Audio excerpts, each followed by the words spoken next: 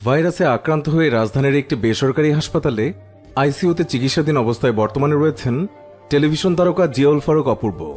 3 দিন কাঁপুনি সহ জ্বর এবং শারীরিকভাবে দুর্বল হয়ে পড়ায় চিকিৎসকের পরামর্শে তার কোভিড-19 পরীক্ষা করানো হয়। ফল হাতে পেলে জানা যায় তিনি কোভিড-19 পজিটিভ। অতঃপর শারীরিক অবস্থা বেশি খারাপ হলে তাকে রাজধানীর শ্যামলীর একটি হাসপাতালে ভর্তি করা হয়েছে। বিষয়টি নিশ্চিত করেছেন পরিচালক শিহাব শাহীন। এই ভিডিওতে জেনে নেব জনপ্রিয় এই অভিনেতার সর্বশেষ অবস্থা। জেনে নেব আইসিইউতে এখন কেমন আছেন তিনি। চলুন এর আগে অপূর্ব সম্পর্কিত কিছু অজানা তথ্য জেনে নেওয়া যাক। জিয়াউল ফারুক অপূর্ব 1985 সালের 27 জুলাই বাংলাদেশে ঢাকায় জন্মগ্রহণ করেন। তার মা ফিরোজা আহমেদ রাজশাহী বেতারের শিল্পী ছিলেন এবং নানা ছিলেন রাজশাহী বেতারের একজন সুপরিচিত উপস্থাপক। তার মা শোবিজ এরিনার একজন ভক্ত ছিলেন। পরিবারের সদস্যরা তাকে বাড়িতে অপু বলে ডাকে। অপূর্ব তার শৈশব থেকেই শোবিজ জগতের প্রতি খুবই আগ্রহী ছিলেন। সময়ের সেরা এই অভিনেতা বিবিএ ডিগ্রি অর্জন করে নেসক্যাফের বিজ্ঞাপনে মডেলিং শুরু করেন এবং এই বিজ্ঞাপনে তিনি ভালো জনপ্রিয়তা অর্জন করেন। 2006 সালে বৈবাহিক নাটকের মাধ্যমে তিনি বাংলা নাট্যজগতে পা রাখেন। তারপর থেকে আর কখনই তাকে পেছনে ফিরে তাকাতে হয়নি। আধুনিক ধারার একের পর এক নাটক উপহার দিয়ে তিনি নিজেকে অনন্য উচ্চতায় নিয়ে গেছেন। 2017 সালে তার অভিনীত বড় ছেলে নাটকটি বেশ খ্যাতি পায় এবং ইউটিউবে প্রায় 1 কোটি ভিউ হয়। তারপরে তিনি নিজের এএসআই ক্রিয়েশন নামে তার নিজের একটি সংস্থা প্রতিষ্ঠা করেন এবং সেখান থেকে কডেডিট নামক টেলি চলচ্চিত্র পরিচালনা করেন। এর পাশাপাশি তিনি 2015 সালে মুক্তিপ্রাপ্ত ছবি আশিকুর রহমান পরিচালিত অ্যাকশন বাংলা ফিল্ম গ্যাংস্টার রিটার্নসে তার চলচ্চিত্র অভিষেক হয়। অপূর্ব একজন গায়কও বটে এবং তিনি কয়েকটি গানও গেয়েছেন। ভালোবাসার চতুষ্কোণ ধারাবাহিক নাটকে তিনি তার গানে কণ্ঠ দেন। ব্যক্তিগত জীবনে জিয়াউল হক ফারুক অপূর্ব দেশের জনপ্রিয় মডেল সাদিয়া জাহান প্রভাকে 2010 সালের 18 আগস্ট বিয়ে করেন। তবে তাদের বৈবাহিক জীবন দীর্ঘস্থায়ী ছিল না। সাদিয়া জাহান প্রভার প্রাক্তন প্রেমিক রাজীবের সাথে অবৈধ সম্পর্ক ছিল। অপূর্ব সেই গোপন কথা জেনে ফেলেন। 2011 সালের 21 ফেব্রুয়ারি প্রভার সঙ্গে তার তালাক হয়ে যায়। 2011 সালের 21 ডিসেম্বর তিনি দ্বিতীয় বিয়ে করেন নাজিয়া হাসান অদিতিকে। তাদের জায়ান ফারুক আয়াস নামে একটি পুত্র সন্তান রয়েছে। প্রথম সংসারের মতো এই সংসারও টেকেনি এই জনপ্রিয় অভিনেতার। মাস কয়েক আগেই তাদের মধ্যে ডিভোর্স হয়ে গেছে।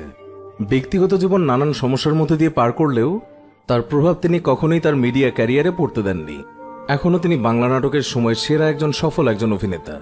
এই ভাইরাসকালেও বেশ কিছু দারুণ দারুণ নাটক উপহার দিয়েছেন তিনি, যা সত্যিই প্রশংসার যোগ্য। তাতেই হয়তো নিজের সর্বনাশ ডেকে আনলেন। সম্প্রতি মহামারী এই ভাইরাসে আক্রান্ত হয়ে আইসিইউতে রয়েছেন অপূর্ব।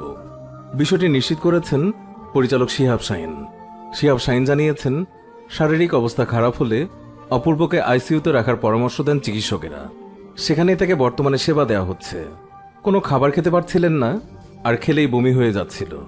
শারীরিকভাবে তিনি ছিলেন খুবই দুর্বল। অপূর্বর কয়েকটি টেস্ট করানো হয়েছে, তার মধ্যে ব্লাড টেস্টের রেজাল্ট ভালো আসেনি। হাসপাতালে ভর্তি হওয়ার আগে অপূর্ব শিহাব শাহীনের নির্মিতব্য একটি সিনেমায় একদিনের শুটিং করেছেন। এই পরিচালক অপূর্বর সর্বশেষ শারীরিক অবস্থা প্রসঙ্গে জানালেন, আগের চেয়ে তার অবস্থা এখন কিছুটা ভালো।